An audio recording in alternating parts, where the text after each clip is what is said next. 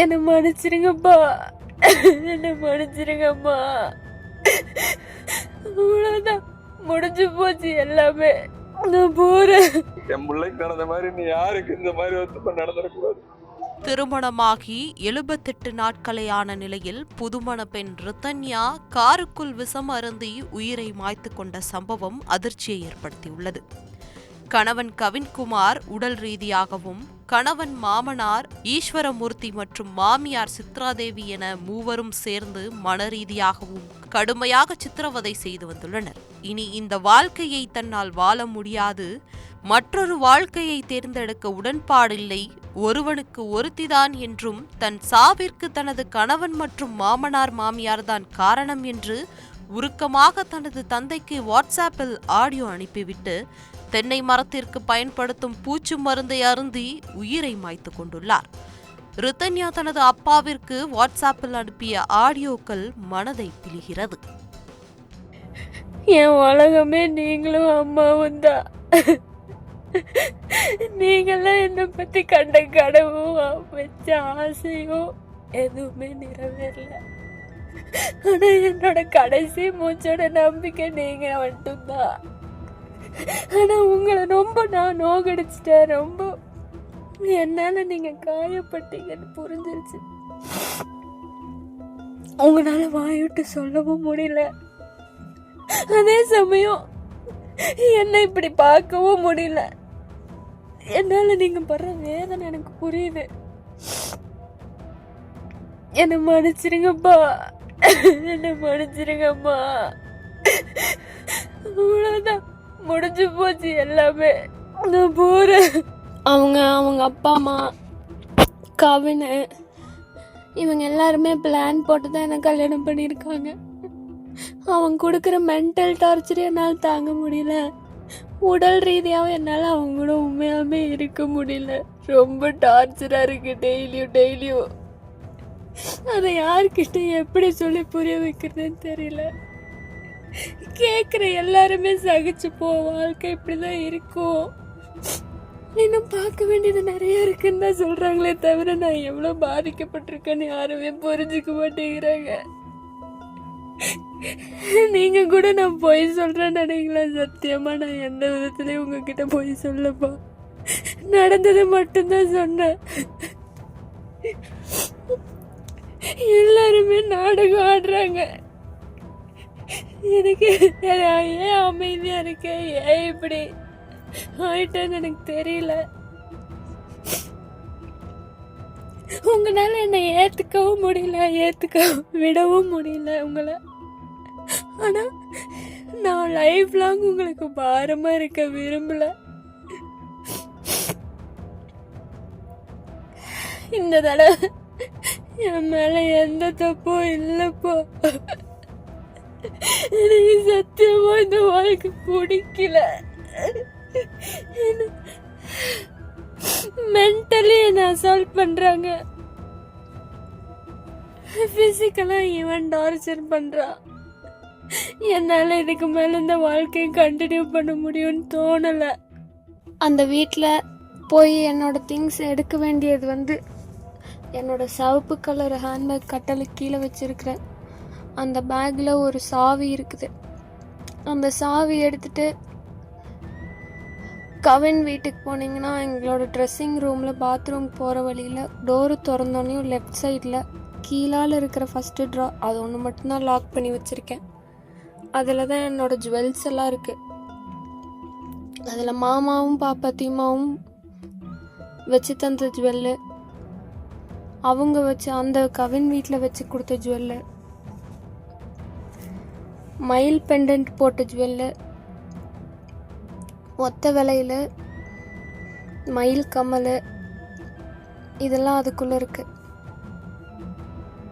அதுக்கு பக்கத்தில் இருக்க ரைட் சைடில் ஃபஸ்ட்டு ட்ராவில் ஒரு சின்னோண்டு பாக்ஸில் என்னோடய கொலுசு, நீங்கள் முதல்ல எனக்கு எடுத்த அந்த செயினை, பூ போட்ட மோதிரம் எல்லாம் அதுக்குள்ளே இருக்குது. அதுக்கப்புறம் இன்னொரு ட்ரெஸ்ஸிங் ரூம்குள்ளே போனால் பச்சை கலர் ட்ராலி நீங்கள் வாங்கி கொடுத்தது, அதுக்குள்ளே நீங்கள் கொடுத்து 2 லட்ச ரூபா பணம் வச்சுருக்கேன். அது அந்த பொட்டியோட சாவியை வந்து பாத்ரூம்குள்ளே போகிறப்போ லெஃப்ட் சைட் ஃபஸ்ட்டு ட்ரா கீழே ஒரு ஹேண்ட்பேக் வச்சுருக்கேன், ஜுவல் வச்ச ட்ராக்குள்ளேயே. அந்த ஹேண்ட்பேக்கில் 2 பழைய ஃபோன் இருக்கும். அந்த பழைய ஃபோன் கூட ஒரு சாவி இருக்கும். அந்த சாவி வச்சு தான் திறக்கணும் அந்த பொட்டியை. வேற எதுவும் என்னோட அங்க இருக்கான்னு எனக்கு தெரியல. ஆனா இதெல்லாம் அங்க இருக்கு. என்னால ஒருத்தன் கூட வந்து இருந்துட்டு ஃபியூச்சர்ல என்ன ஒருத்தனெல்லாம் என்னால கல்யாணம் பண்ணிக்க முடியாதுப்பா.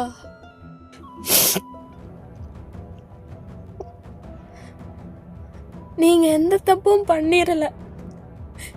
என்னை பெத்து நல்லபடியா வளர்த்து ஒரு ஆளாக்கணும்னு நினைச்சீங்க. ஆனா அது தப்பா போயிருச்சு. நான் உண்மையாதான் இருந்தேன்.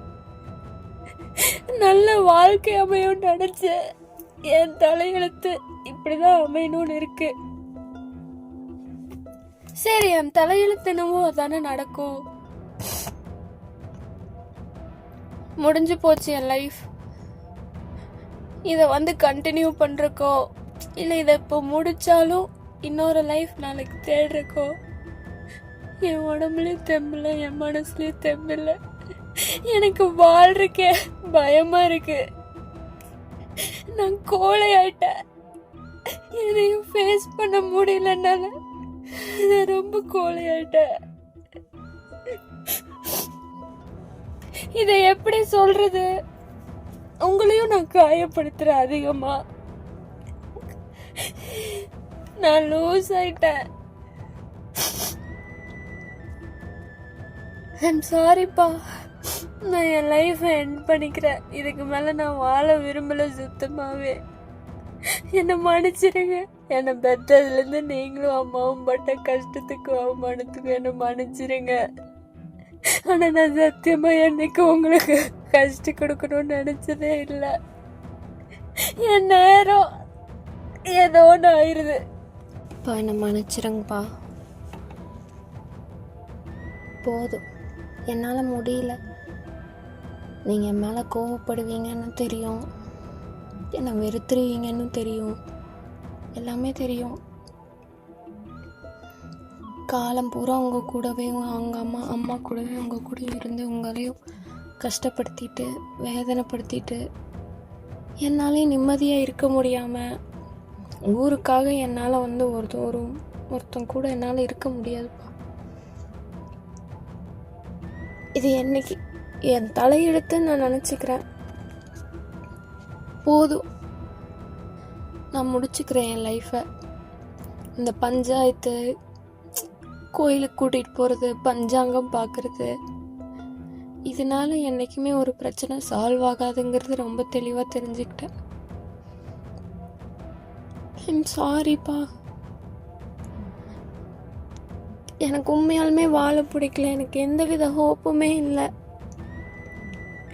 நான் யாரையுமே கஷ்டப்படுத்தணும்னு இது வரைக்கும் சத்தியமாக நினச்சதே இல்லை. ஏன் இப்படி ஆகுதுன்னு எனக்கு புரியல. நான் போகிறேன்ப்பா. இதுக்கு மேலேயே இருந்து எந்த விதத்துலேயும் உங்களை கஷ்டப்படுத்த விரும்பல. நான் உங்களுக்கு பிறந்ததே முதல்ல தப்பு. மன்னிச்சிருங்க. சாரி. ஐம் சாரிப்பா. இந்த தடவை நான் யாரும் என்னை காப்பாற்றணும்னு நினைக்கலப்பா. எல்லா தடவையும் நம்ம லைஃப் மாறும் அப்படின்னு தான் நினச்சிருக்கேன். ஆனால் இந்த தடவை என் லைஃப் எப்பவுமே மாறாதுங்கிறது உண்மையை புரிஞ்சுக்கிட்டேன். இதை நான் எல்லாத்துக்கிட்டையும் போய் சொல்லி எனக்கே அசிங்கமாக ஃபீல் ஆகுது. இந்த பிரச்சனை சால்வ் ஆகாது. ஒருத்தவங்களோட குணத்தையும் கேரக்டரையும் மாற்றவே முடியாது. அவங்க என்ன ரொம்ப காயப்படுத்திட்டாங்க, ரொம்ப அசிங்கமும் படுத்திட்டாங்க. போதும், அந்த மாதிரி ஒரு குடும்பத்துல வாழ்ந்து குப்பை கொட்டுருக்கு. முடிச்சுக்கலாம். ஏன் நீ உன் வாழ்க்கை நீ ஏன் முடிச்சுக்கிற? முட்டாளா நீ உங்களுக்கு தோணலாம். எனக்கு அவ்வளோ தெம்பெல்லாம் இல்லைப்பா. நான் அவ்வளோ தைரியமான பொண்ணெல்லாம் கிடையாது. தைரியமா இருக்கிற மாதிரி காமிச்சுக்கிட்டேன்.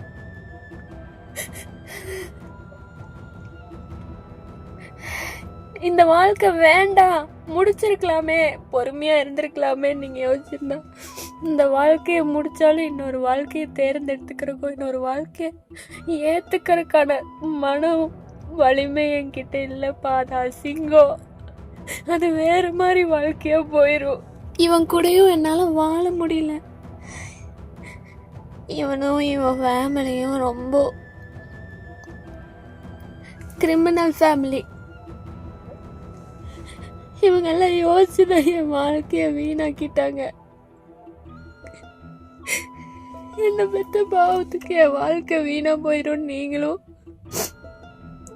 எல்லாத்துக்கும் சகிச்சு இன்னும் புள்ள வாழ்க்கை சரியாயிராதா? நாளைக்கு வேற கல்யாணம் பண்ணி வச்சா அவளை யாராவது கஷ்டப்படுத்திட்டா என்ன பண்றதுன்னு யோசிச்சு இந்த வாழ்க்கையை சரி பண்ண பாக்குறீங்க. அது எல்லா அப்பா அம்மாவும் நினைக்கிறதா. எனக்கு இந்த வாழ்க்கையில இவன் கூட வாழ்றதுக்கும் விருப்பம் இல்லை. இது இந்த வாழ்க்கை வேண்டான்னு டிசைட் பண்ணி வெளியில வந்துட்டா இன்னொரு வாழ்க்கையை தேர்ந்தெடுத்துக்கிறதுக்கான இதுவும் இல்லை. ஒருத்தனுக்கு ஒருத்தி தான். இந்த ஜென்மத்துல எனக்கு ஒரு தடவை கல்யாணம் ஆயிடுச்சு. அந்த வாழ்க்கை எனக்கு சரியில்லாம போயிடுச்சு. அவ்வளோதான், முடிஞ்சது. அதுக்கு மேல நான் இனி எதுவும் வாழணும் அப்படின்லாம் நினைக்கல. செய்திகளை உடனுக்குடன் தெரிந்து கொள்ள உடனே சப்ஸ்கிரைப் பண்ணுங்க.